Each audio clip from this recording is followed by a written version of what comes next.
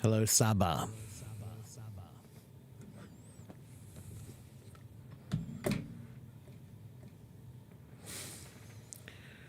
You're having lunch in the Chinese restaurant from Putian. Is it the same one that we ate at or a different one?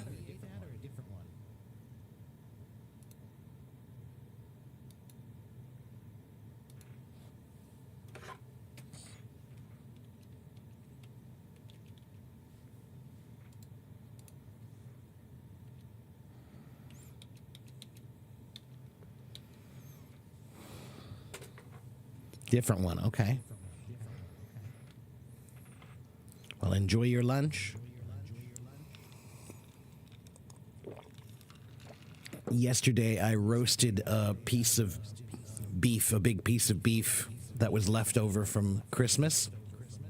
For Christmas, we bought a roast that was like 9 pounds. It was too big, so we cut it into 1/3 and 2/3, and we cooked the 2/3 for Christmas, but we still had 1/3 left over, and I cooked it yesterday, and I just sliced it thin, and I'm gonna make a yummy roast beef sandwich later today.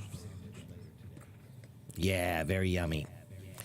You know, it's really roast beef is one of those things that it's not hard, and it's really delicious. It's not hard to do, and it's really delicious. And it's actually pretty cheap, too, when you consider how much you get.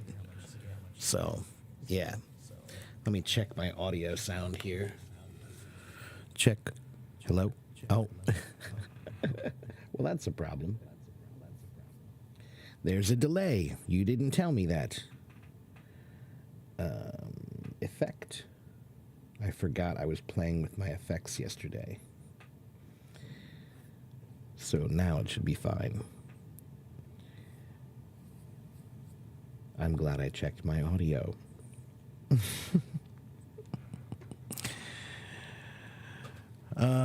My sound is really fascinating. Yeah, that's, like I said, I have an effect that I had on. It was a delay effect. But anyway, we're going to do some advanced vocabulary today. Are you guys here to learn advanced vocabulary? That's what you should be here for. Okay? Let's see. Do I have that slide? Do I have that slide? Let's go ahead and send it.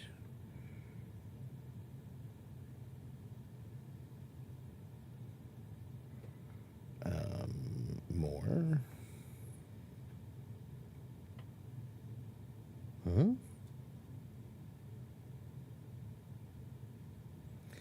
Why? Done. What is wrong with you? Telegram.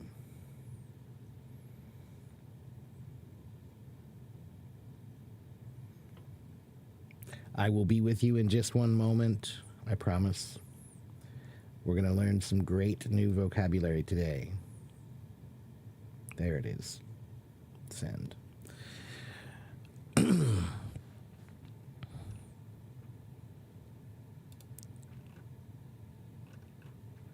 This one has handmade noodles. Yummy. Yeah.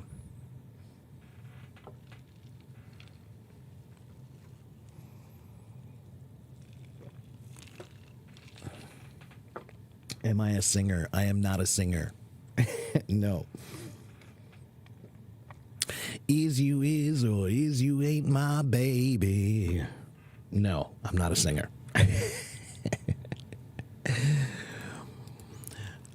All right, I think we're ready. We're going to do some advanced vocabulary. So let me bring up my advanced vocabulary. Here it is. Share screen. Take some notes, people. Today is going to be a good stream. It's just going to be 1 hour, but I'm going to go through a lot of great words. I'm going to show you some simple words, some common language English words, and I'm going to show you the formal word as well, right? So I'm going to show you a simple way to say something, and then the same word, the same idea, same meaning, but with a complicated, more advanced word, okay? Higher level, formal word, okay? So here we go. Can you guys see that well enough? Is it big enough?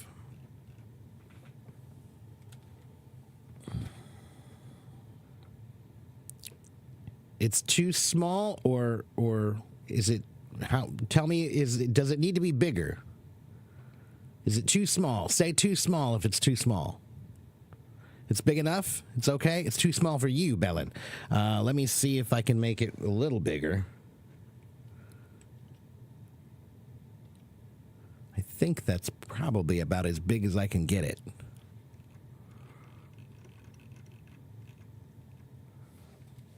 All right. So let's try. Let's start. We're going to start right here. What's the first word we have here, everybody? What is this word? Hello, Mona. What is this word, everyone? Noisy. What does noisy mean?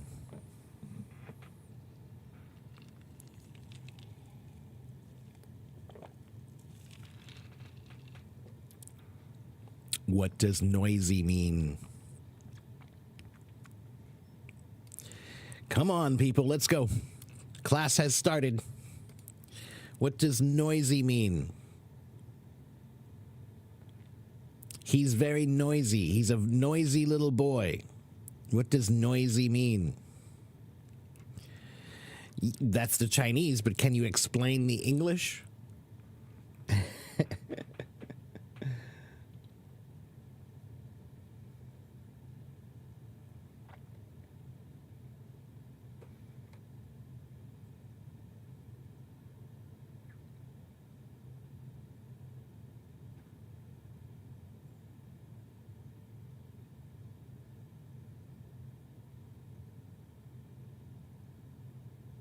There we go. That should help me.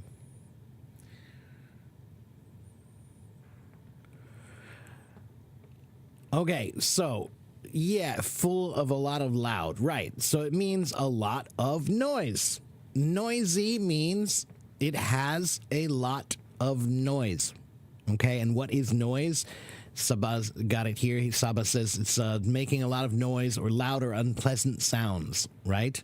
That's correct. Right. So, noisy is the simple way to say it, but you could also say the little boy was a raucous little boy. A raucous little boy would be the same thing as noisy, but just this is the formal word, okay? This is the formal word here, and this is the informal word here, okay? Noisy and raucous. Noisy and raucous. So, who can use the word raucous in a sentence or noisy? Write a sentence and use noisy or raucous.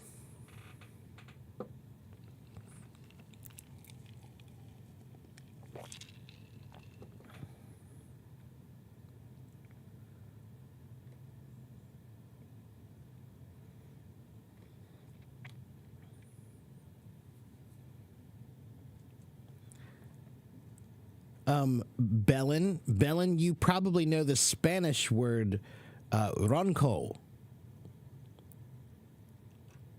Do you know the Spanish word ronco? That's the Spanish version. Yeah, RONCO it says. There's a French word, a Spanish word, and an Italian word that are all related to this word. Yeah, it says RONCO, and apparently it means this.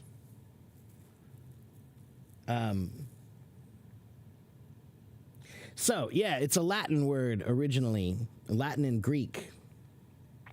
And it just means to make a loud sound, to make a loud scream or noise. Okay, I'm sorry. Let's see. A noisy classroom full of children, right? Good. Okay, the classroom was very noisy because the students were talking loudly. Good.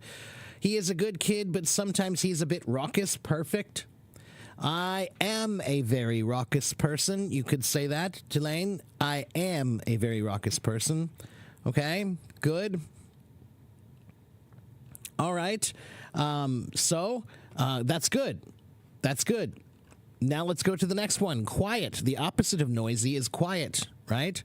So he's a quiet little boy, right? Or this lake is a very quiet lake.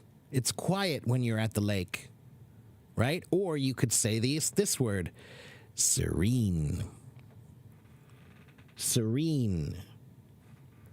Yeah, serene means quiet and calm.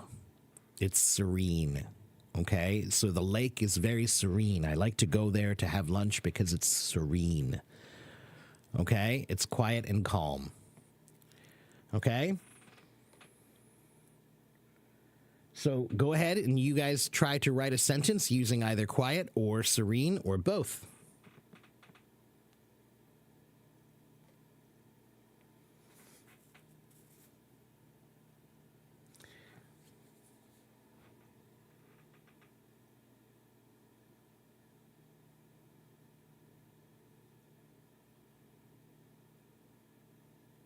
It's funny. The original meaning of the word serene, it means clear, fair, and calm, and it's what they used to talk about the weather. So if it was a beautiful day and it wasn't raining and it was dry, then it was a serene day. It wasn't. It was clear, uncloudy, right? Not cloudy, and calm and peaceful. That's a serene day.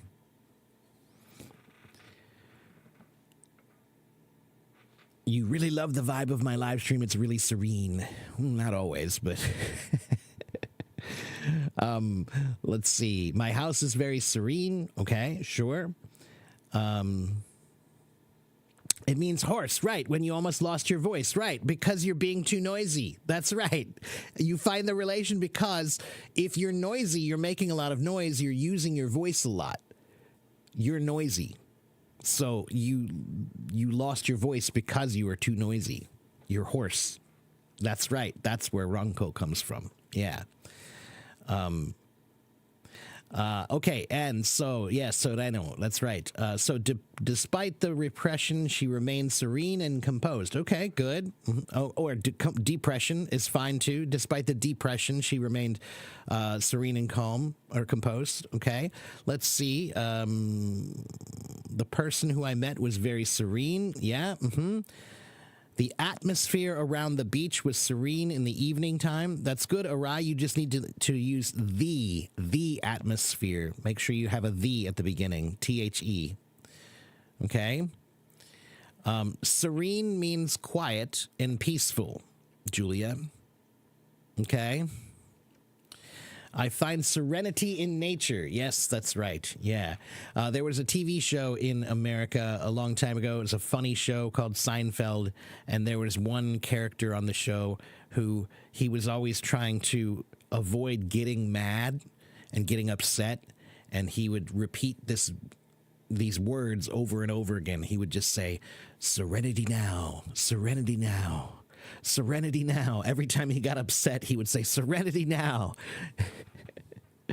Anyway, okay, good, guys. Let's go to the next word here. We've got dark.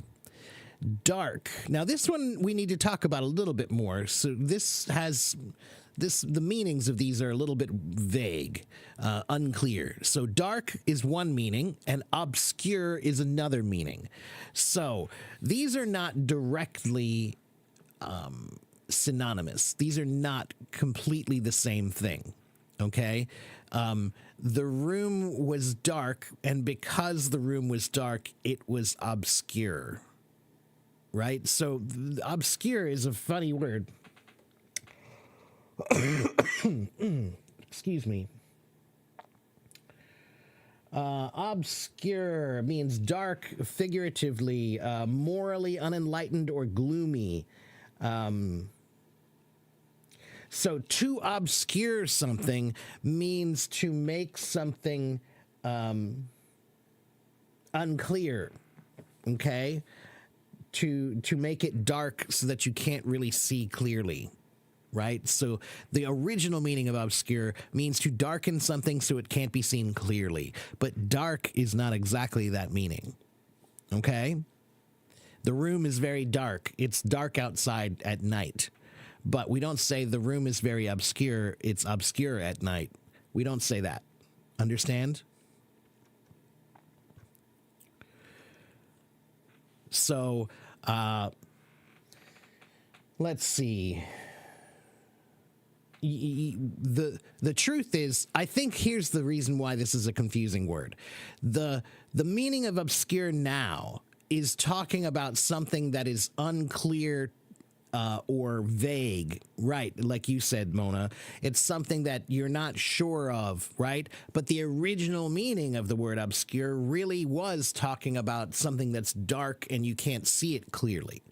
So the modern meaning of obscure means something that you can't quite understand or see clearly, or it's too vague, right? They're being deliberately obscure means they are not telling you stuff because they don't want you to see clearly. Okay? So that's where the word is related to the term dark. Okay? So you guys can try to use dark and you can try to use obscure.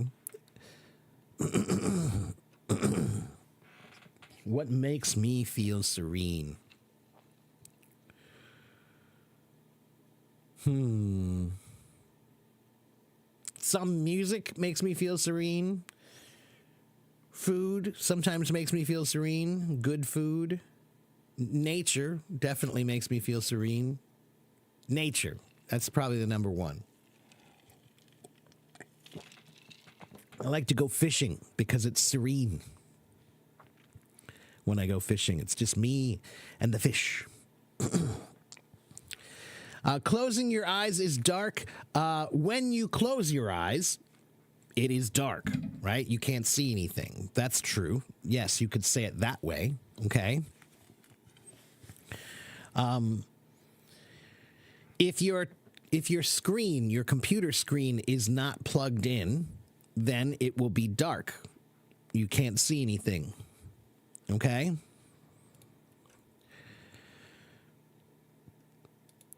Hamlet answered deliberately obscurely. You need to add an ly to that to make it an adverb. How did he answer? He answered obscurely, right?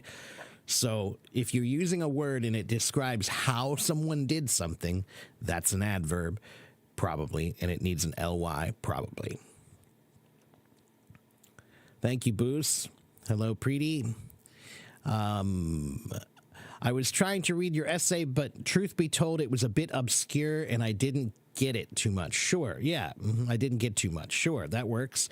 The contracts are written in an obscure language. Be careful before you sign up. Perfect. Very good. Yeah, that's exactly right.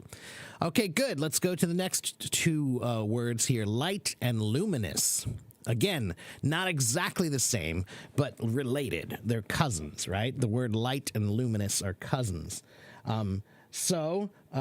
Light is turn on the light. We need more light in this room, right? There's no light down here in the basement. Okay, this cave has no light. All right, so that's light. The sunlight is very bright today. All right. But luminous, slightly different.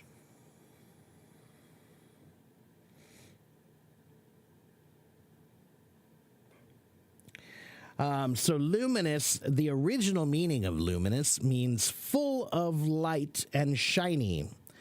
And it comes from the Latin word lumen, luminous, which means light. So, when do we use the term luminous?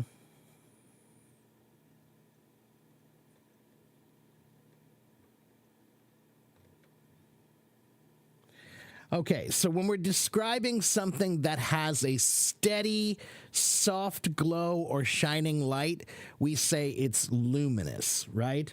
So, for example, the city skyline. The city skyline, right? When you see a city with all the buildings, right, from far away, we call that the skyline. And you can say the city skyline was very luminous at night with all the lights reflected off the river, right? The city skyline was luminous. It was a lot of light, right? A city has many lights, okay? You could say her eyes had a luminous quality. Means you think there's like a light in her eyes, right? Like a brightness, okay? But you could also say, I like the way this writer, I like the way this author writes his books. his style is very luminous, meaning clear in this case. So the word luminous sometimes can be the opposite of obscure, meaning clear. Okay?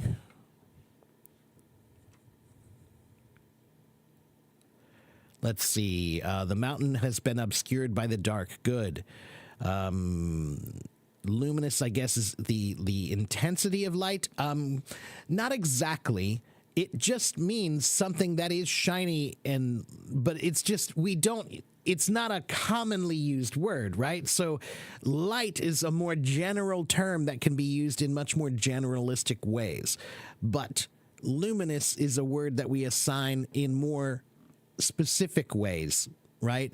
When we talk about something having a light-like quality, okay? The luminosity of the moon, okay? He wore a luminous green jacket. Good. And yes, Happy New Year, Julia. Look at those luminous stars. That's a good one, right? Mm-hmm. Good. One moment.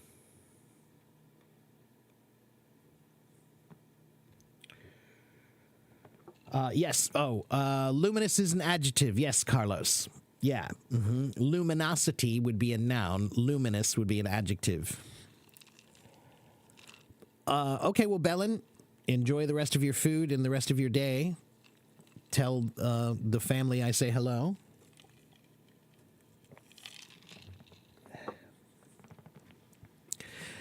Okay, let's go to the next one. Next one is an easy one. Big and colossal. Big and colossal. So what's the difference between big and colossal? Again, really just formality for the most part. And, you know, sometimes formal words just sound weird if you use them. But occasionally it's fine, right? So you could say this pizza is really big, or you could say this is a colossal pizza. Okay? Now, if you say colossal, because it's a more formal word, if you use it to talk about something informal, like pizza, that means the meaning is even more exaggerated. Okay?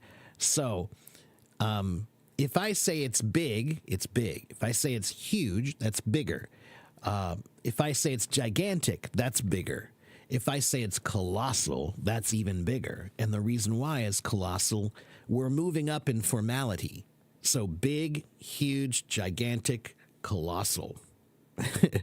Right? And they all mean big, but because of the formality, if it increases, but you're talking about something that's not formal, then you're actually saying it's even more that way. It's what's the word I'm looking for? Oh, I'm totally drawing a blank. It just is. It means even more, right? Like very much more that way. Okay. So go ahead. Come on, guys. Try writing a sentence with big and try writing a sentence with colossal. The colossal building. We got a colossal bill at the end of the dinner. I know you know how to use big. You don't have to write a sentence with big. You can use colossal.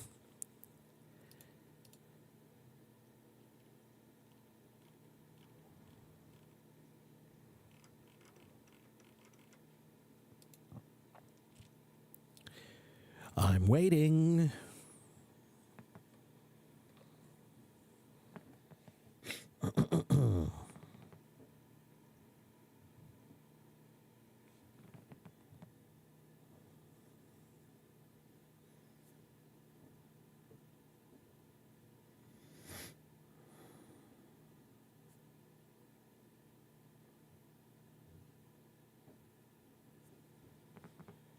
Colossal is like huge. Mm-hmm.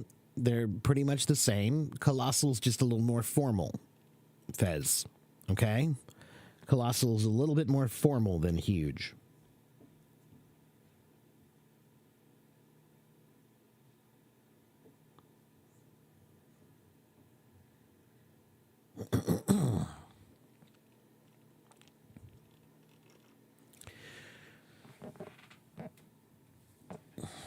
Oh, wrong way. There we go. Can I say I got a colossal notebook yesterday? You can, but if when you say a colossal notebook, I'm imagining a notebook that's this thick. Like one of those big old dictionaries. Okay. So you could use it, but see, that's what I mean, Mona. A notebook is a very mundane, casual, common thing, right? But the word colossal is a formal, not common word.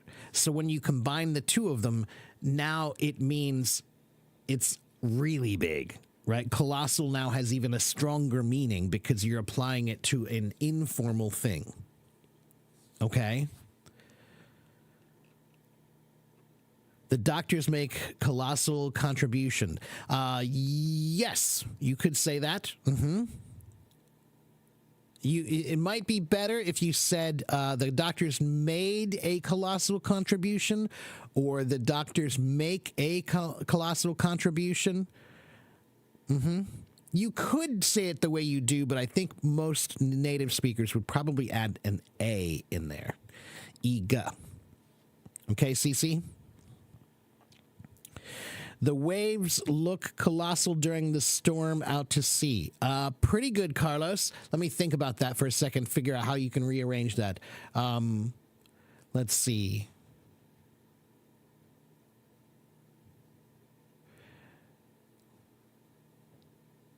You could say the waves of the sea look colossal during the storm. Okay, the waves of the sea look colossal during the storm. Okay? But we can say that dictionary is colossal. Yes, you can. Yeah. If you see one of those giant dictionaries, yeah, that's a colossal dictionary. Okay?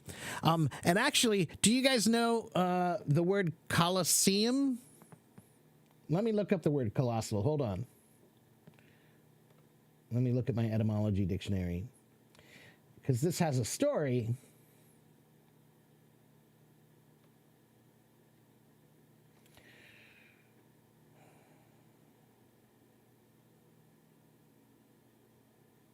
So, do you guys know what the Colossus was? Have you ever heard of the Colossus? Everyone, the Colossus? Anybody here from Egypt? Yostina, you know what the Colossus is?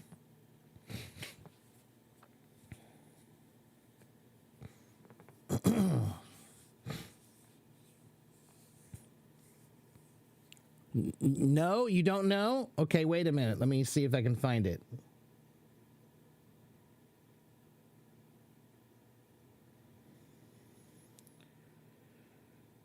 How many people know what this is?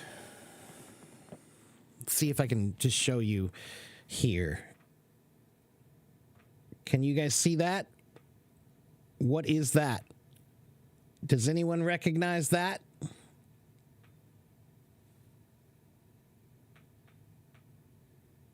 What is that? Do you guys know what that is?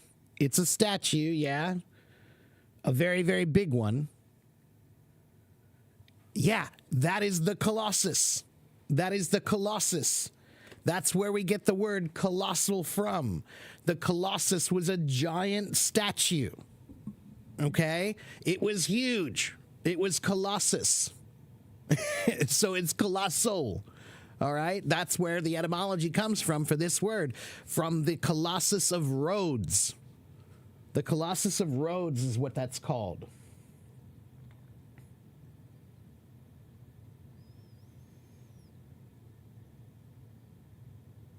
So it was in the Greek city of Rhodes, but there was also it was an Egyptian word. Why? Because the Egyptians like to make giant statues. Right? So the Greeks used a word, colossus, because of the Greeks and the Egyptians had a lot of connections with each other. And so the Greeks saw the big statues that they made in Egypt, and so they called them colossus. And then they made one in Greece, in the city of Rhodes, called the Colossus of Rhodes. So that's where we get the word colossal. Okay? That's why I love etymology, Mona. That's right. You won't forget it anymore. That's right. Okay, let's see. Let's go on to the next word then. Now we have the next one, which is small and diminutive. Diminutive. Small and diminutive. Right? So we know small. The mouse is small, right? But the word diminutive is the formal word, formal version, right? Diminutive.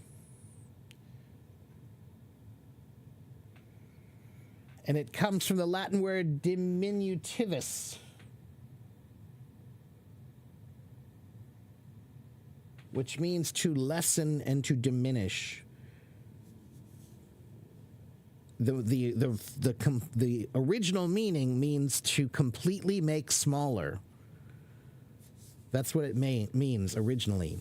But now it just means small. So the diminutive man, which mean a very small man. I just watched a TV show last night, and it was about a man from India, I think. I think he was from India, and he was the world's shortest man. He was only 21 inches tall. That's like about this tall. The man was this tall. Here to here, 21 inches. And he's the world's most diminutive man. He's a diminutive man. Okay? So, diminutive. Go ahead. Try using diminutive in a sentence.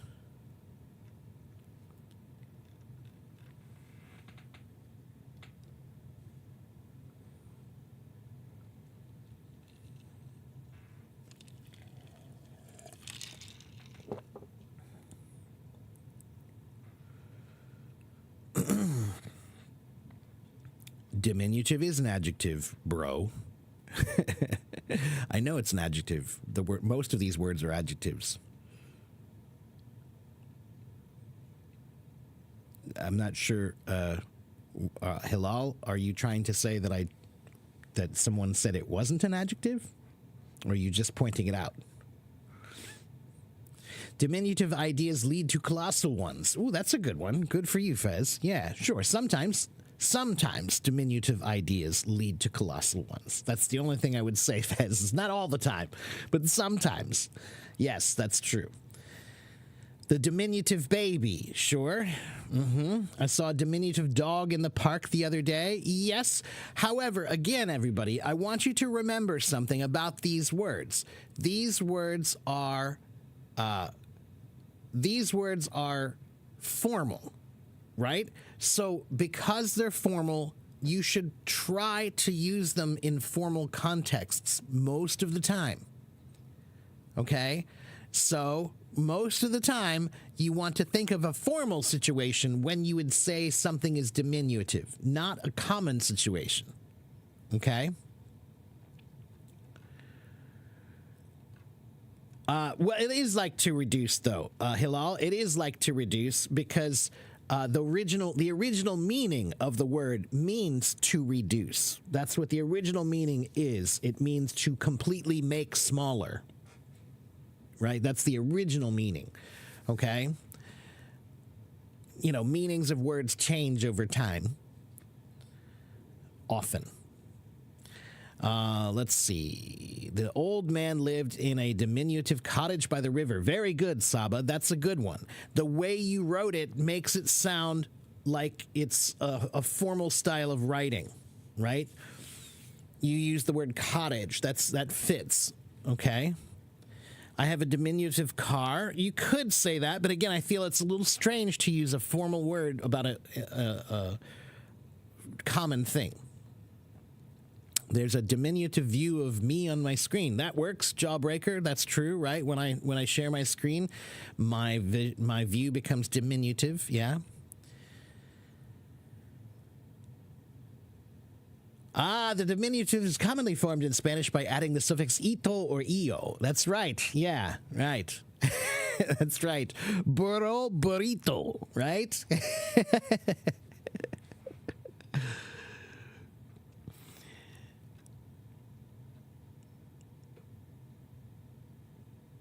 Lily, the meaning of diminutive 就是非常小的，非常少。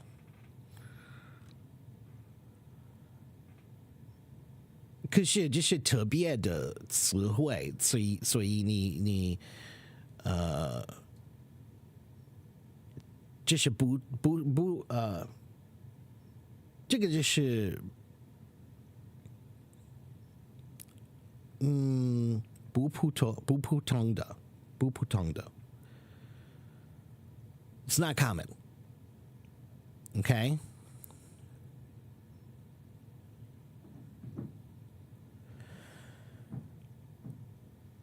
We don't always need colossal progress, even those diminutive progress can lead to success. Pretty good. We don't always need colossal progress, even diminutive progress can lead to success. You don't need to use the word those. You can just say even diminutive progress. It's an adjective, right?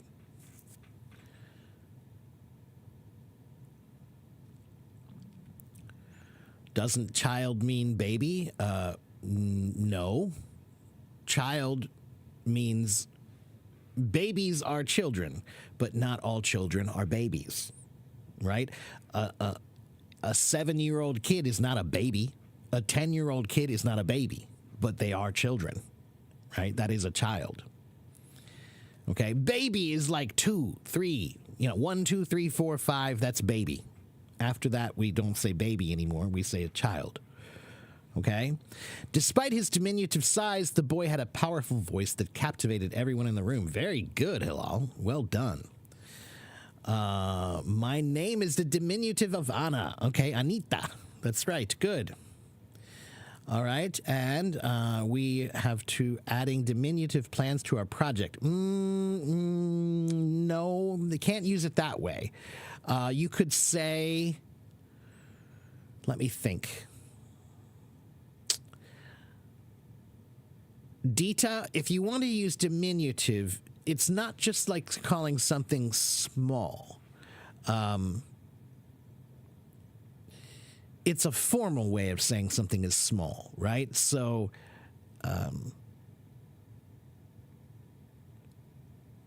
don't just, this is the thing that's difficult about English words.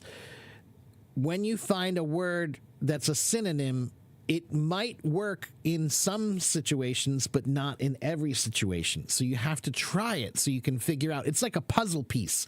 When you make a puzzle, you have to take the pieces and figure out where they go, right? To see how they fit, if they do or don't, right? So, and English words are puzzle pieces that can fit in many different places, but not every place, okay? So I think that word, the way you're using it, is not quite right. Tagua, I am pronouncing all of them as we go. Just listen. Pay attention. Okay? We're doing vocabulary, everyone. We're doing vocabulary. Diminutive thoughts can't lead to progress. Maybe. I think that's a little bit weird, awkward to say it about thoughts.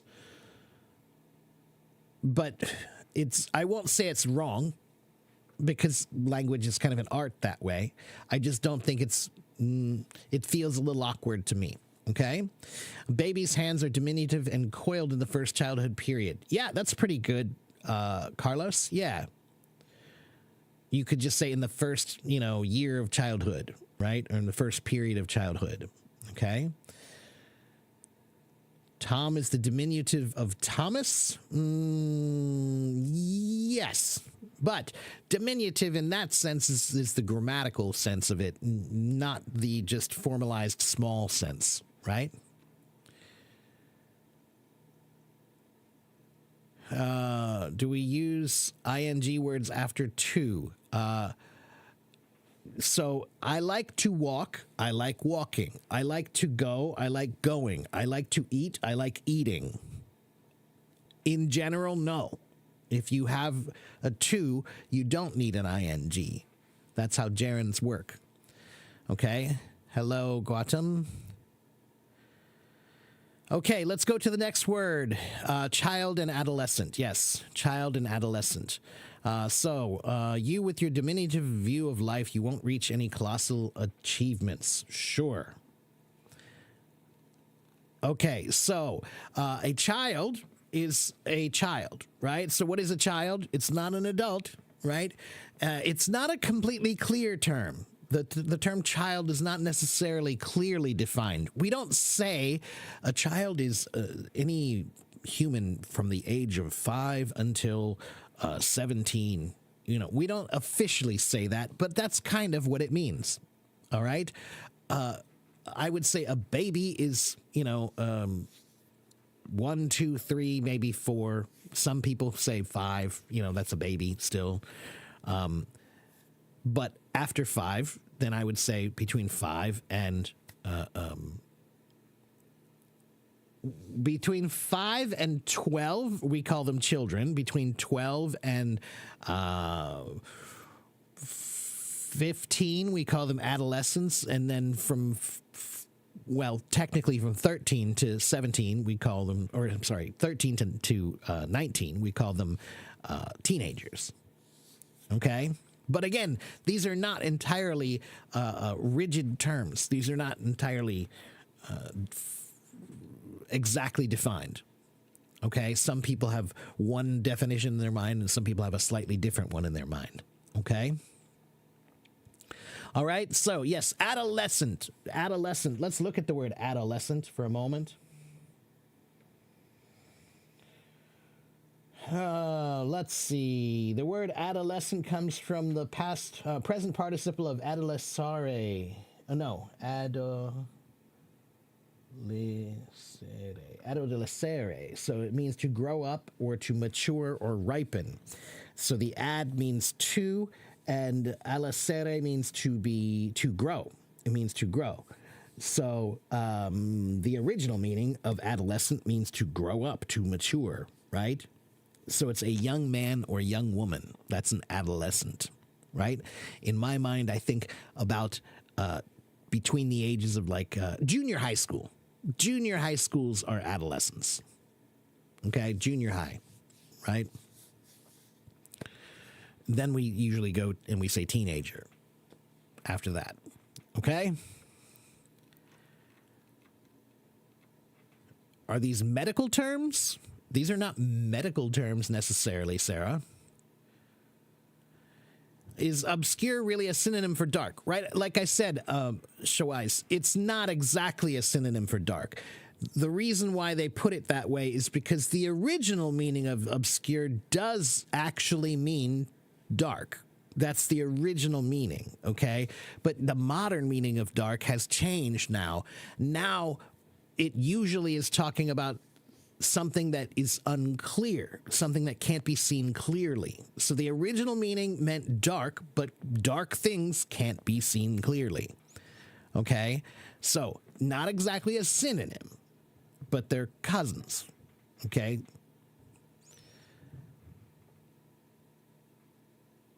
We used to do crazy things in our adolescent age, sure.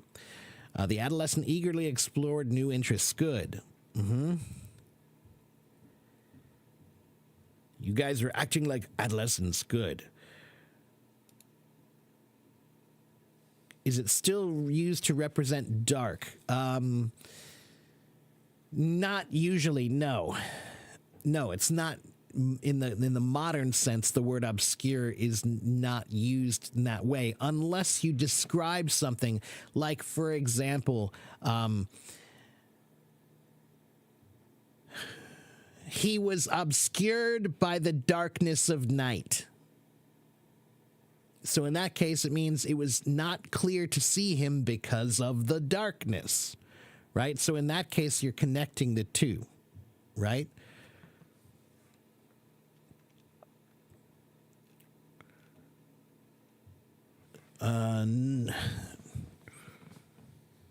Narcissist, what?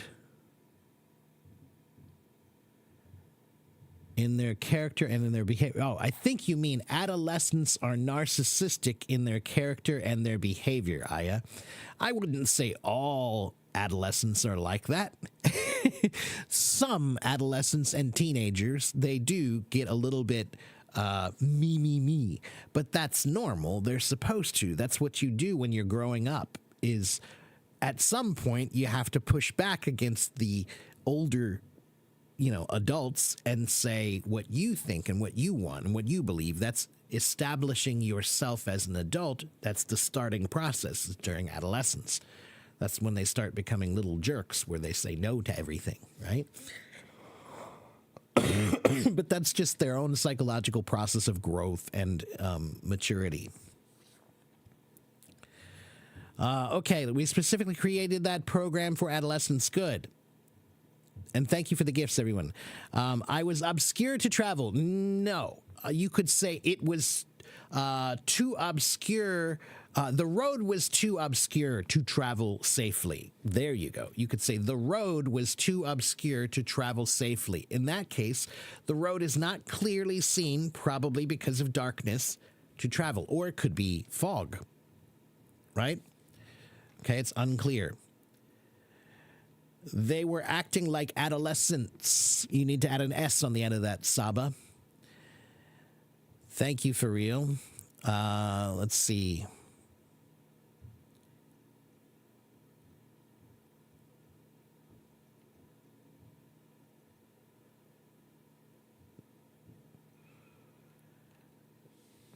During the diminutive scuffle, he behaved like an adolescent. Nope, that one doesn't work, Mohan. Diminutive doesn't just mean small. Let me think about how to. Let me find a good answer for you. Wait a minute.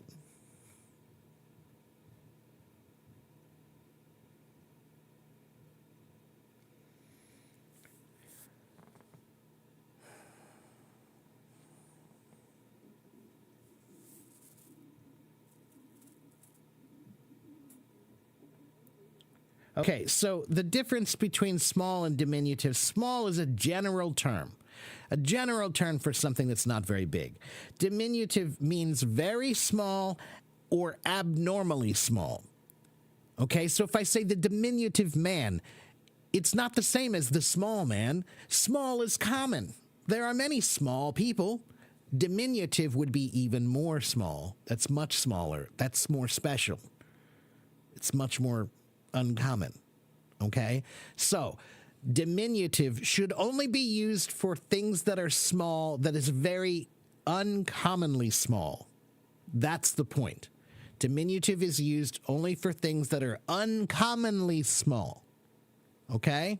So you don't say the diminutive argument or something. No, you need to say a small argument for that. Okay?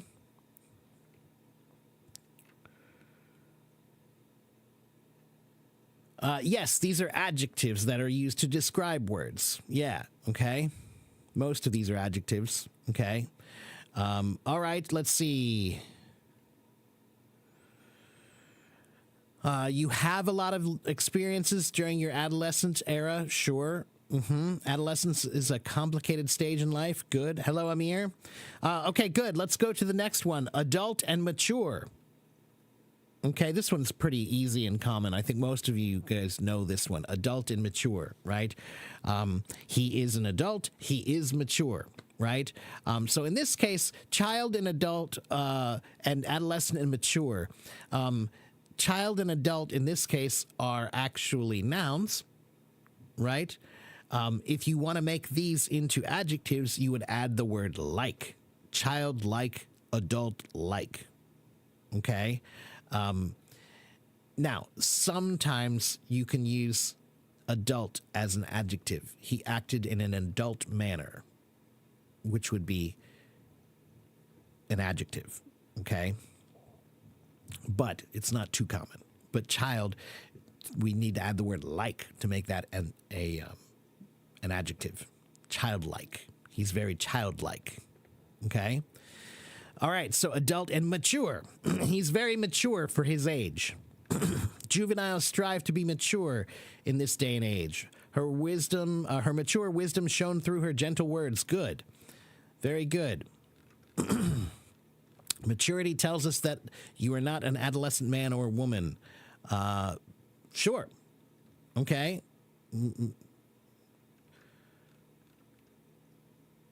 All right, good. Okay, now the next one is actually not super common. Whoops. Not super common, this next one. Day is a common thing, but diurnal is not so common. But you might know nocturnal. Do you know nocturnal? What does nocturnal mean?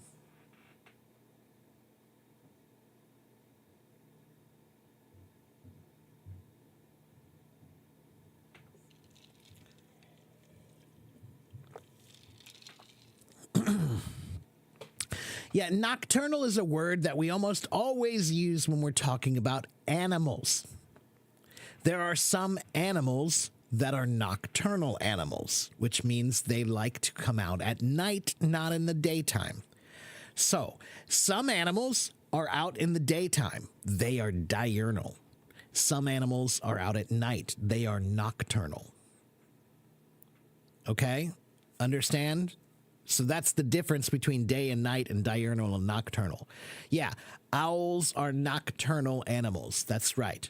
Yeah, owls are nocturnal animals. But the deer where I live are diurnal. They're out in the daytime often.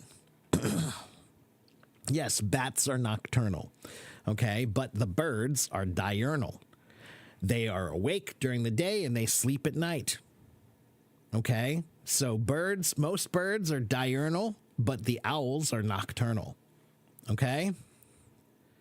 Is it only about animals? No, it's not. It's not only used for animals, but that's the most common way. Okay, so let me show you.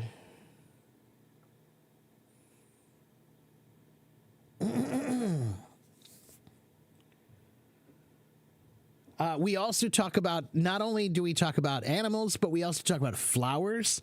Flowers are diurnal, right? They open up in the daytime and they close at night, right? They open in the day, so they're diurnal. Okay, flowers are diurnal. It can be used to describe anything that takes place during the daytime, but it's usually used in biology. Okay, so you can use diurnal or nocturnal to talk about anything happening in the day or in the night, but it might be weird because it's most often used to talk about biology and animals and plants. Okay, it's usually used to talk about behavior of things. Behavior of things. Okay, but you could say, I'm a night person. I'm nocturnal. If you're always up at night, then you could describe yourself as nocturnal, right? Or if you've been staying up too late, you could say, well, I think I need to get back to a diurnal style of life. Okay? You think it must be used on research papers? Yeah, you could. Yeah, like I said, it's a biology term. So that's why it's usually used in things like research papers. Okay. I know nocturnal people. Okay, sure. Humans are generally considered diurnal creatures, although some individuals are more active at night, like me. If you go on a safari, beware of nocturnal animals. Yes, if you go on a safari is what we would usually say, Mohan. If you go on a safari. I'm nocturnal because of my inhumane behaviors. That doesn't quite make sense, Jawbreaker. Nocturnal means you're a night person. You're up at night. Why would inhumane behaviors make you a night person? That's a little awkward. The diurnal rhythm of the city begins with the sunrise and fades as the night falls. Wow, that's a good one. Well done, Hilal. Okay, good. Okay, so we've got diurnal, nocturnal. Good. Okay. Let's go to the next one. Love and adoration. Love and adoration. Again, these are cousins. They're not exactly twins. They don't mean exactly the same thing. Words in English are kind of like family. Some are twins, some are brother and sister, but older and younger. Some are cousins, some are nephews, some are distant relationships. Okay? That's how words work. So, love, we know love adoration is a stronger form of love that's more formal. And I feel like adoration has the addition of respect. I think that if you have adoration for someone, I feel like it has not only love, but respect as well. Let me look at something.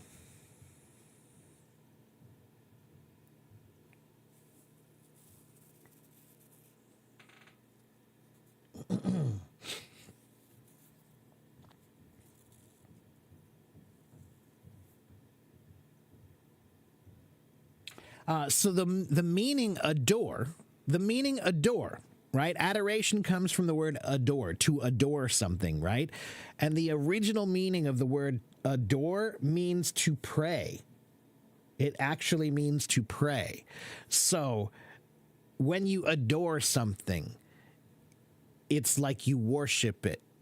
So it's love and respect. Okay? Adoration is love and respect, in my opinion. Okay? Not just love. Okay? My adoration for the theater led me to become an actor, which I do adore a lot. Sure.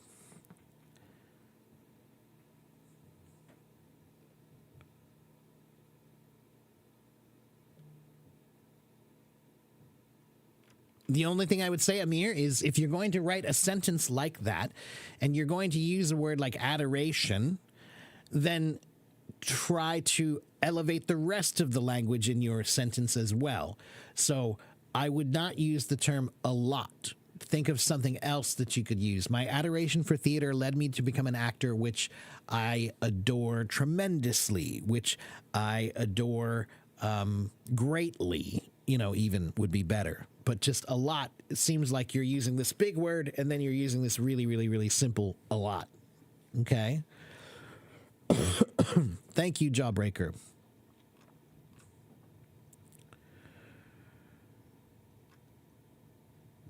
Okay. Yes, I am a drummer.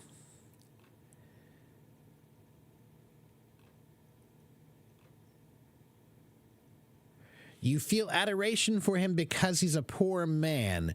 Nope, you can't really use it that way.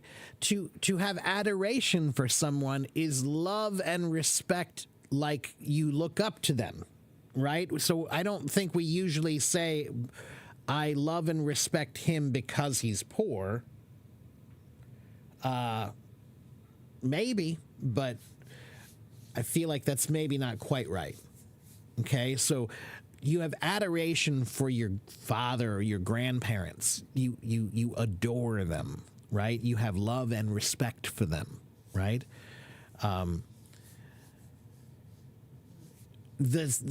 Maybe there's a teacher who's been working in a school for many, many, many years, and all of the kids adore him. They have adoration for him.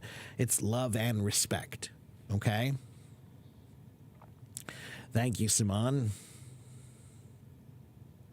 You adore your parents, right?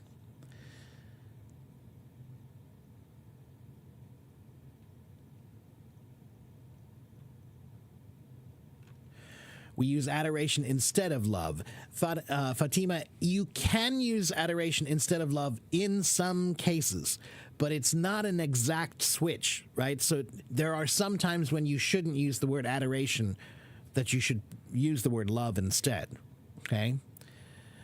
My adoration for my parents is really high. I think that's pretty good, Andrew, but I think maybe I would use the term great instead of high. My adoration for my parents is great. Okay, really great. Okay? How can you send gifts? I don't know. I've never really done it. You guys can tell him how to send gifts. Everyone has a hunger for adoration. Maybe. My adoration is only toward nature and its beauty. Okay, that works. Okay. Thank you, Sayoma. Okay, let's go to the next one. Hate and abhorrence, which the word should maybe just be abhor. The hate is a verb, right? And so the word abhor is also a verb.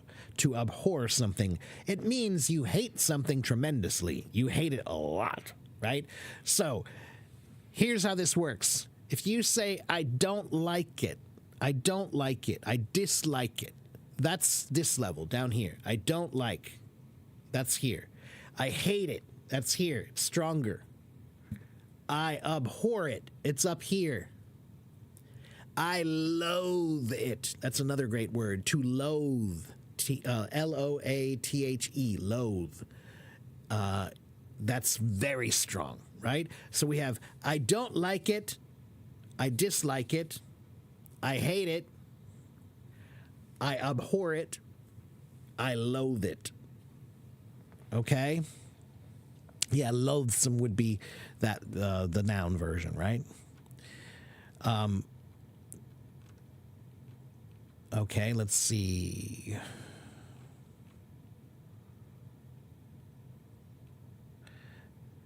Hello, Zoe. I left a deep abhorrence for dishonesty. Okay. Or you could say, I have a deep abhorrence for dishonesty. Sure.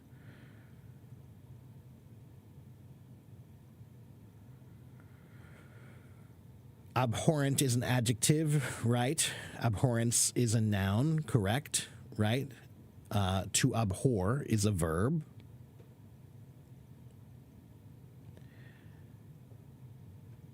I abhor it when I'm stuck while speaking English. Okay, you can say that, Sarah. You could, yeah. I abhor making mistakes in English. You can say that. It's a little strong, but you can say it. Okay? And remember, abhor is like really, really, really strong. Okay?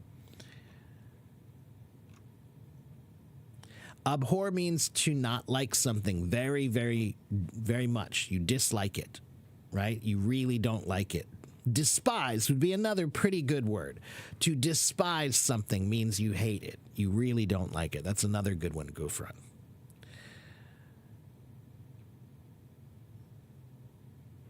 Abhorrence is a word used to dislike something or someone. Right. Yeah. I have abhorrence for blah, blah, blah. That means I really don't like it. I mean, really strongly, strongly, strongly don't like it. Okay?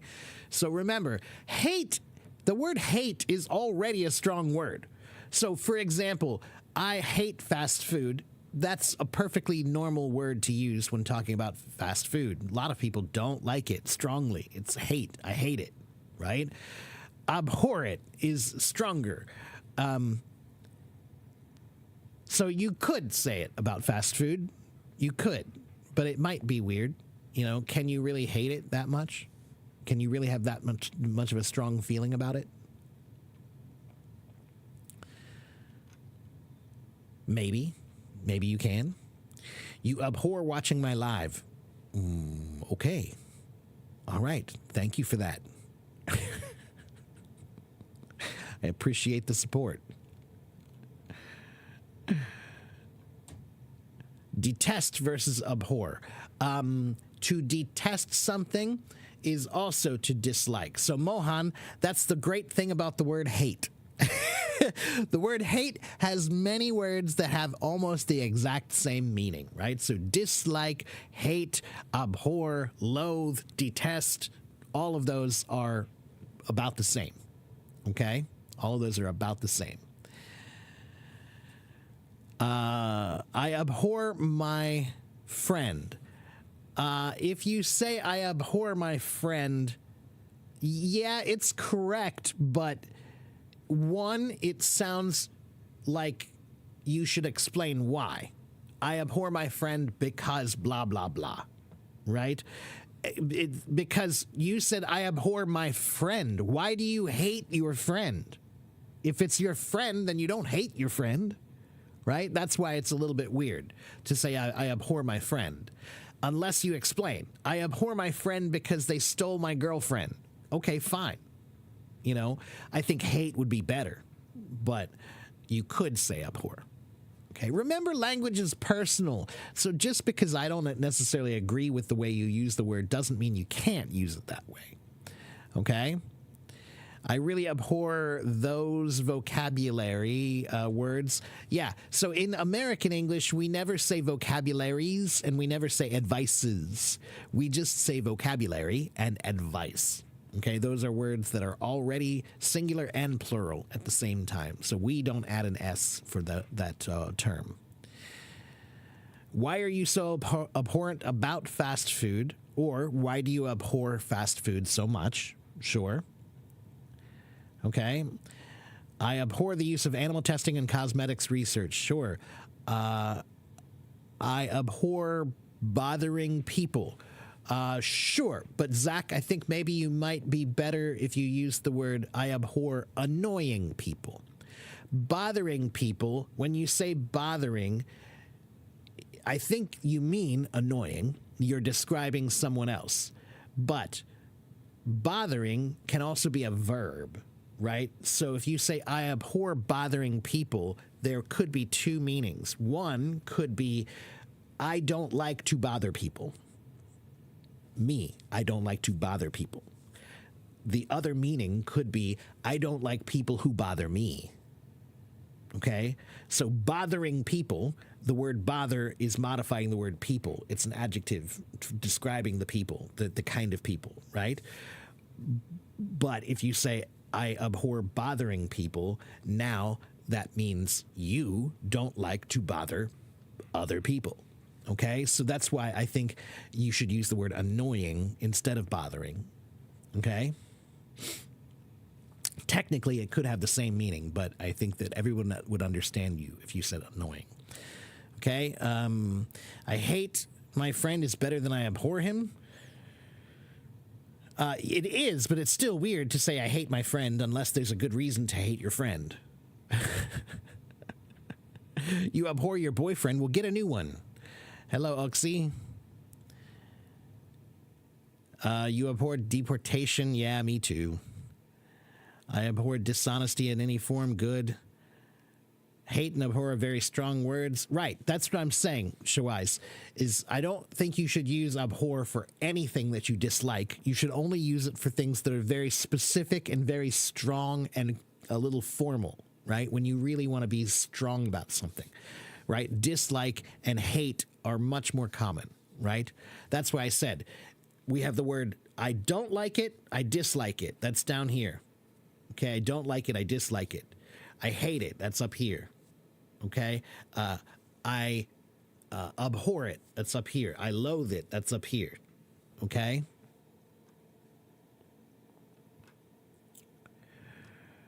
Feelings of abhorrence can make people negative. Yes, Camilla, you can do it that way.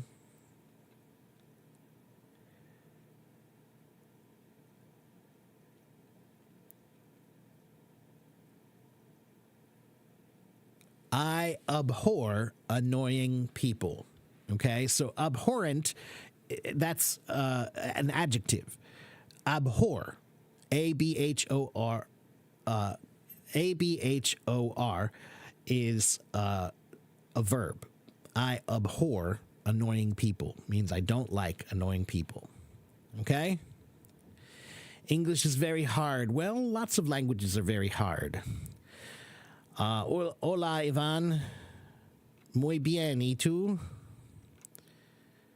Don't speak Chinese. Who's speaking Chinese? Nobody's speaking Chinese.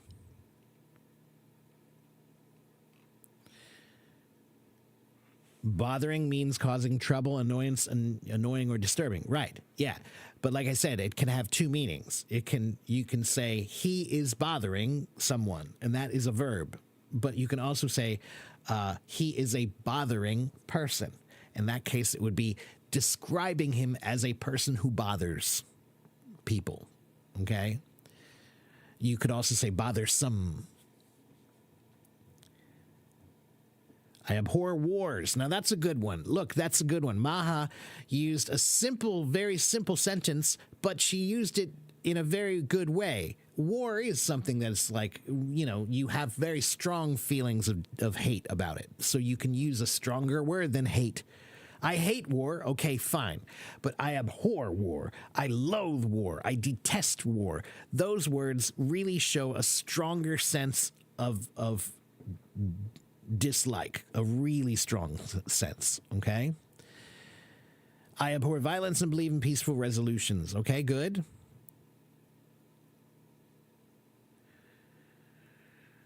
Michael, nothing is impossible. You just have to find a way.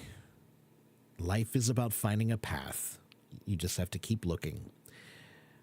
Okay.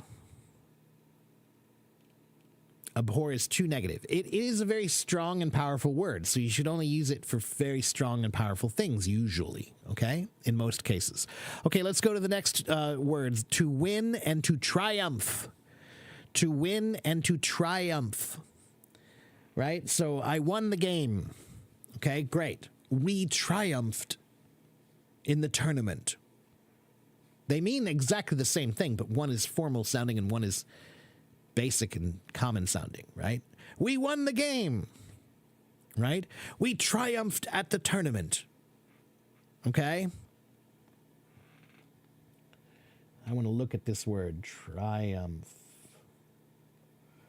Triumph comes from the old French word triomphe and the Latin word triumphus, which means a success, an achievement, a celebratory procession for victorious general or admiral. Wait a moment. I'm curious.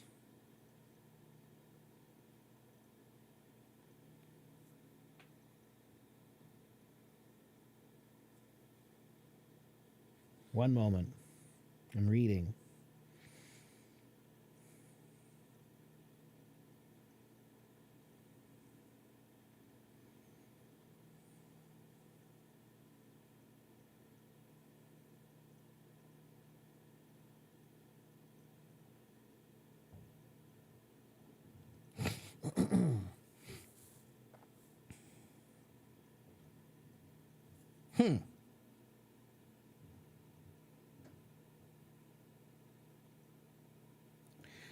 So the word triumph is actually, it's related to a word to trump something, which is related to the word trumpet, which is a horn, right? So when the king won the battle, what did you hear? When the king won a battle, what sound would you hear?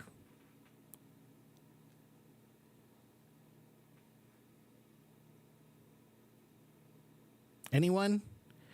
If a king won a battle a long time ago, what sound would you hear? Pipe, you're close, almost. Drums, you're close, almost. Trumpet, that's the word I was looking for. A trumpet, yeah. Da, da, da, da, da, da, da, right? Right, you won, right? So the word triumph is actually related to the word trumpet because when you triumph, you win and you hear the sounds of trumpets. Okay? Triumph is related to the word trump. Trump means to win in a way or to have a stronger, stronger suit is what it means in cards, right? It's a game that we play. But the word trump in that case comes from trumpet, meaning the instrument, which is an instrument that was used when you were successful. Okay? Triumph. So, guys, hello, look at me. What is my name? My name is Teacher Mark. That means I am the teacher and you are the students in this case. Okay, so that means that I will tell you what the meaning is. Okay, it's not about an argument. There's no debate. You can ask questions, but don't tell me what it means, okay? I'm the teacher. I'm supposed to tell you what it means, right? So, triumph means to triumph, means to win, but it's winning in a formal way, right? So, we triumphed at the tournament is the same as saying we won the game. It's exactly the same. They're just more formal, okay? So, yes, Triumph is a formal word. It means a great victory, right? A triumph, right? But again, it's a cousin of the word to win. Okay, it's just in a more formal sense. All right. Whoever triumphs writes history. Yeah, that's generally what they say. Yeah. Conquering my fear of public speaking was a personal triumph for me. Good. Yes. See, it's a win. It's a great win. That's all it means. A great win. Okay. All right.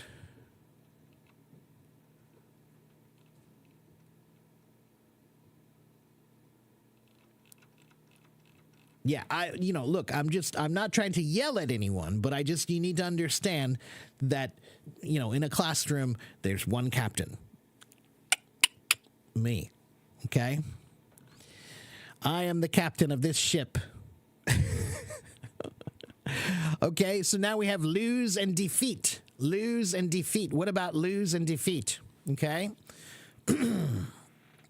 We are going to lose the game. We have been defeated.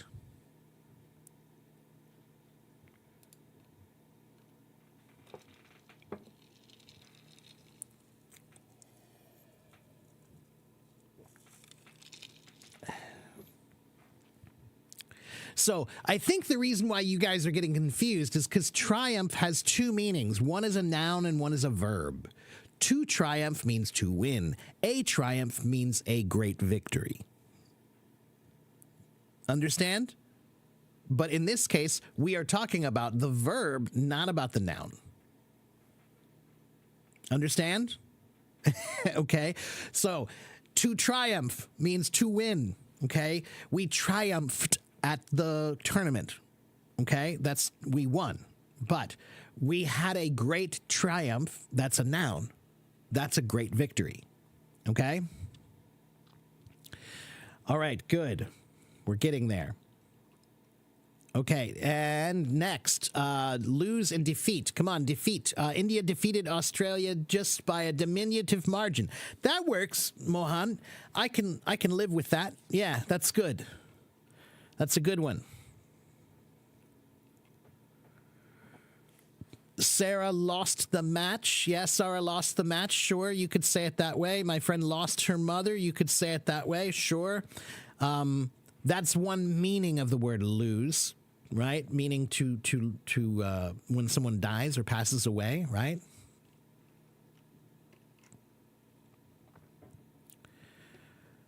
Can we use it for what? Can we use at for it? I'm not sure I understand, Amir. I will defeat my problems in the way of my life. Sure, I will defeat my problems in life, I think would be fine, Camilla. Let's see. The football team felt depressed after their defeat in the past game. Good, Carlos. You can defeat anyone with morals. Well, you would hope so, Maha, but life has not shown that to always be true. A great failure is a defeat, sure. Napoleon Bonaparte was defeated in the Battle of Waterloo, right.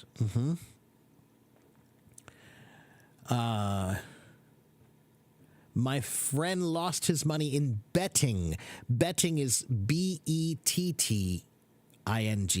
B-E-T-T-I-N-G. Betting. Okay?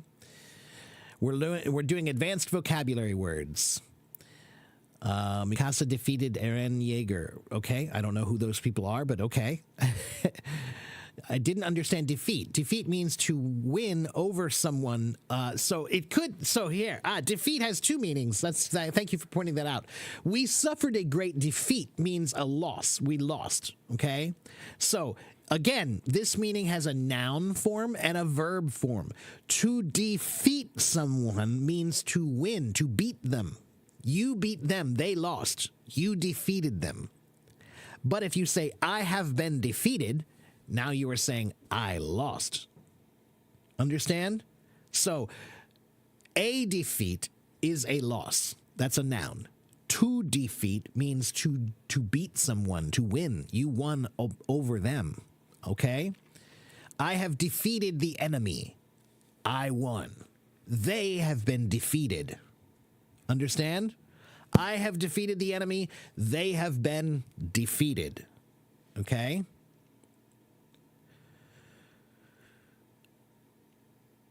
Don't get political now, Mohan.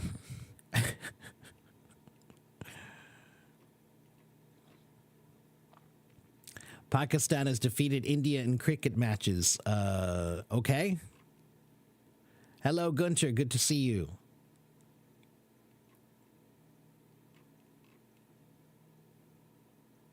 We could defeat despair.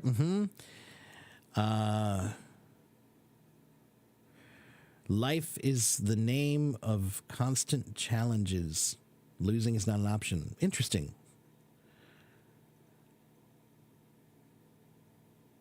I was overthrown by my opponent in a boxing match. Guatem, I don't think that's a good version. That's not a good use of the word overthrown. Overthrown is usually a term that's almost always used about governments, right? Politically, it's used, a term that's used. It's almost never used in any other sense. Yeah. Okay, let's go to the next one. To eat and consume. To eat and to consume, right? And we have eat and drink and consume and imbibe. Let's do these together, right? So, what did you eat today for lunch? It's the same thing if I said, what did you consume today for your midday meal? Right? So what did you eat today for lunch? What did you consume for your mid-afternoon meal? Right? Same thing. Okay? Now, consume has a bigger meaning. Consume can also mean to use something, right? So something that can be used up can be consumed, right? So the forest fires are consuming all the trees in California, okay? And people who buy things, what do we call people who buy things? We call them consumers because they buy things and use them up, right? So to consume means to use something up. In this case, you could talk about food, right? I consumed this, I'm going to consume this sandwich, means I'm going to eat it. It's weird, but it's okay, right? But consume has a bigger meaning. It can also mean to use up anything, not just food, okay? They consumed all the water they had. They consumed, I could even say I've consumed all my patience, right? It's used up, okay? All right, let me check out some of your examples. I consume a lot of useless content. Good, Shalu. That's a good use of it. Yeah. In that case, you're talking about using it up like a product, right? You're using it and taking it up. Sometimes I fall into the depths of despair, but I feel defeated. So, Gunter, because you said one thing, I fell into the depths of despair, then you don't want to say but. You want to say and I was defeated, right? So, because if you say but, now it's saying something against what you just said. So you could say, sometimes I fall into the depths of despair, but I'm not defeated, right? So if you're trying to say, sometimes I'm really sad, but I'm not finished. I'm not defeated, right? But to put them together that way would not be quite right, because they're both saying something bad, but you use the word but, okay? Don't consume those toxic things, right? Big companies like to take into consideration the demands of consumers. Good. Consuming electricity, right? I was consumed with curiosity. Very good. Very good, Zach. The war of consume. You could say the war of consumers, right? Like people who are fighting against each other to buy things, right? I am a consumer, Tame. I am a consumer. I eat too much when I'm angry, and unfortunately, I consume too much sugar. Good, Candles. Big companies take into consideration the demands of consumers. Good. People consume a good deal of sugar in drinks. Good. They consume a lot of water. Good. I got ill after consuming detrimental things. Good. Whatever life's challenges are, don't be defeated. Okay, so Go Conscious, you should say whatever life's, with an apostrophe S, challenges are, comma, don't be defeated, period. Alessia says, I consume all my free time studying English. Yeah, I think you don't need the for. You can just say, I consume all my free time studying English. You could say for or by, but I think you could also remove it and just say, I consume all my free time studying English. Okay? I was very hungry, so I consumed the food. Good. Comes from German thinking. I figured so much, as much. Let's see. English vocabulary consumes my patience. Yeah, sometimes it can do that. Yeah. Yo Naishin, Charlie. I am so rich, so I don't care about consume. I don't know about that one, Tame. Teacher, can we use devour and ingest as synonyms for consume? Ingest is a general word that means to take something into you, in your body, right? To ingest it, right? To devour is a word that means to eat in a very strong sense, right? The lion devoured the wildebeest. The lion devoured the antelope, right? It means to eat ravenously like a lion, like an animal. Okay, so devour is a stronger form of eat. Okay, and ingest is a more general term of taking anything into your body is ingesting it. You're not necessarily eating it, right? So when a child puts a toy into their mouth and swallows it, they didn't eat the toy, they ingested the toy. Understand the difference? Okay? So ingest is a term that we often use for things that you ate, but they're not edible things. Okay? You ingested them. All right. Information consumes attention. That depends on the information. Social media is almost a time consuming. You can say social media is very time consuming. Nasimi. I consume a lot of money to go to the U.S. Yes. Yeah. He consumes a lot of fruit every day. Sure, you could say that. Yeah. Pig out is a little bit different. Pig out means to eat.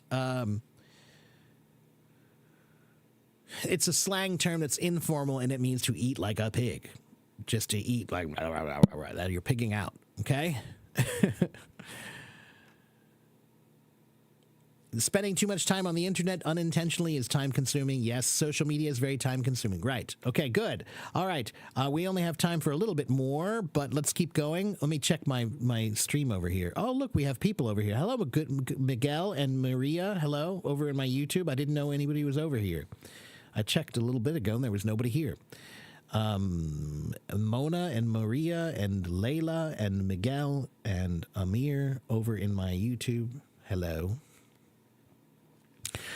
So the next word is, let's see, drink and imbibe. Right. Now this one, imbibe, I like the word imbibe. I think it's a funny word, but it's a word that we do not use very often. Okay. It's a very formal word to talk about drinking that, and actually sometimes the word, it implies alcohol.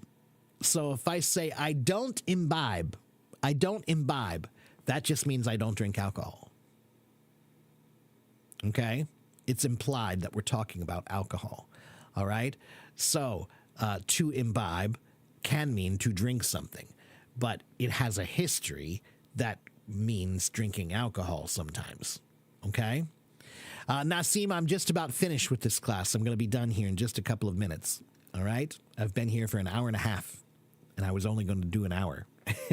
but here we are. All right. So this website, by the way, let me give you guys this website. Check this out. Here's the website that I'm using.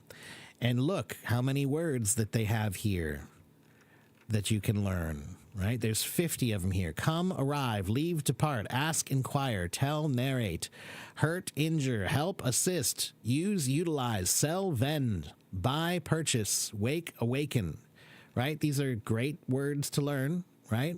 And here they even have another little chart for you, right? Get, acquire, give, bestow, have, possess, all right? This is a great website, great page for you to learn to increase your descriptive vocabulary. Okay? So we're going to stop with imbibe. We'll stop with that one. Let's see.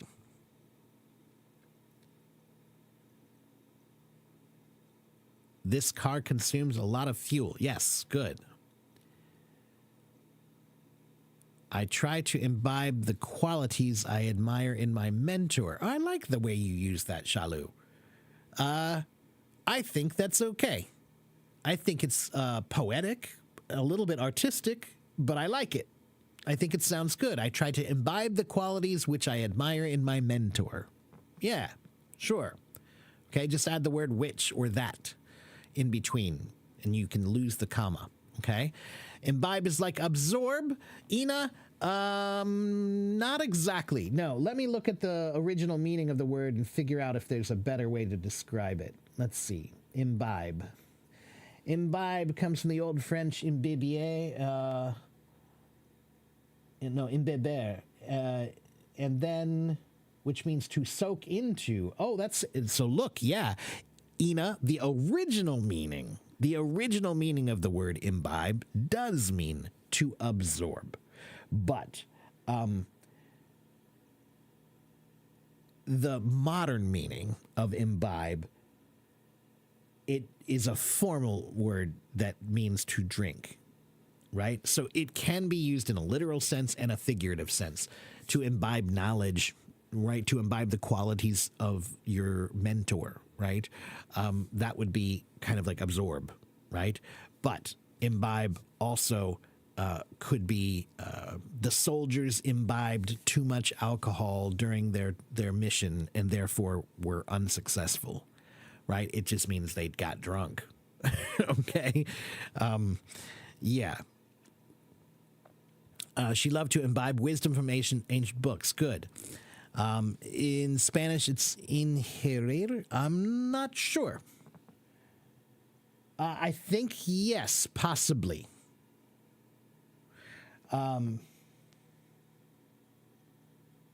So the original meaning means to drink or to inhale. That's the original meaning. Yeah.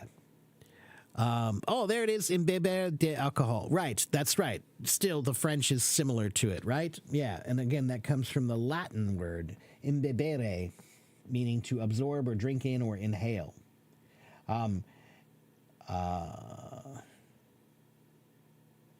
Yeah. Okay. So sometimes we use it figuratively when we talk about things like knowledge. We imbibe knowledge or wisdom, right? Or qualities from our teacher, something like that, right? But it also can be used very directly to just talk about, I don't imbibe means I don't drink alcohol. Okay. I can imbibe small droplets of water through small holes in a bamboo tree. You could use it that way, Gautam. Sure. I'm trying to imbibe the lesson at university. Yes, maybe. Delia, you could maybe say, every day I do my best to imbibe the knowledge given to me at my university. Okay. I imbibe the information from books. Okay, sure. The student imbibe the value of their teacher, the values of their teacher. Okay, yeah, use an S, and I think that would be okay. Okay, imbibe means to drink, but it also means figuratively to like absorb, to drink in the qualities of someone, to absorb the qualities of someone. Okay. All right. So that's going to be it for me today, guys. I need to go. But thank you guys for watching. If you haven't checked it out already, go to my YouTube channel and check out my YouTube channel. I have many, many, many, many videos there about vocabulary and general English tips for learning and for vocabulary and for vocabulary and for vocabulary and for pronunciation and grammar and listening and writing and reading and speaking and thinking and vocabulary and more vocabulary. Okay? Only 30 minutes? No, I've been here for an hour and 30 minutes, Tame. You've been here for 30 minutes. I've been here for an hour and a half. Okay? So there's my YouTube channel again, right there. There is my YouTube channel. There it is. There it is. There it is. Okay? There's my YouTube channel. All right, go to my YouTube channel, watch some videos, leave a comment. Leave a comment. It wouldn't kill you. You watch my videos, it doesn't kill you to just say, "Hi, Teacher Mark." Let me know somebody's watching. Let me know you care. Let me know that I'm not wasting my time. Okay? All right. Thank you very much. Does imbibe mean get wasted? Not exactly, but not... they imbibed too much would be the same as they got wasted. Kind of. But get wasted is a slang informal term that means you drank too much. Imbibe is a word that means to drink, and it has a history that means to drink too much. Okay? Okay, guys. I'll see you guys next time. Okay? I'll be back later tonight for a voice room. Okay? And before I go, let me ask a quick question. If you guys can help me, can you tell me one quick thing? Why do you prefer voice rooms instead of live streams? If you like the voice rooms better than the live streams, please tell me why now. I want to know. I'm trying to understand why some people don't like the voice rooms or don't like the live streams. I mean, it seems like so many more people go to the voice rooms, and I don't understand. I'm trying to understand why. Zoe, wow, thank you so much. Zai says live stream is better. Giuseppe likes my live stream better. You like my face? I like my face too. Thank you for liking my face. Live is better. Okay, well, you guys all like the lives. That's why you're at the lives. I guess I need to ask, later tonight when I do a voice room. You love listening, but you can listen to both, Sabrina, right? You can listen to my live stream just like you can listen to my voice room. So I don't understand why I get so many more followers when I do a voice room. It's weird. Yeah. Okay. Well, thank you guys. I'm going to go. Thank you guys for trying to help me with that. Voice rooms are weird. Too many people are talking. Right. Gunter, when I do it, I only have one person talking at one time. Me and one person. That's it. I go one by one. So, yeah. Live stream, you don't need to watch the screen. You don't have to watch the screen for either of them. You know? I'm afraid that I'll see you too. Well, but I do want to see you. You know, I like to see people. It makes me feel like I'm actually having a connection here. You know? One of the reasons I love doing this is because I love talking to people around the world. And it's a lot more fun for me if I can actually see you. You know? Yeah. Anyway. Okay. All right, guys. Thank you, Stephanie. Thank you, Narmeen. Thank you, everyone. I'll see you guys next time. I'll be back later tonight, this evening. After my private lessons, I should have time. Excuse me. I should have time for a voice room later tonight. Okay? All right, guys. Bye-bye. Thank you very much. Take care. See you next time.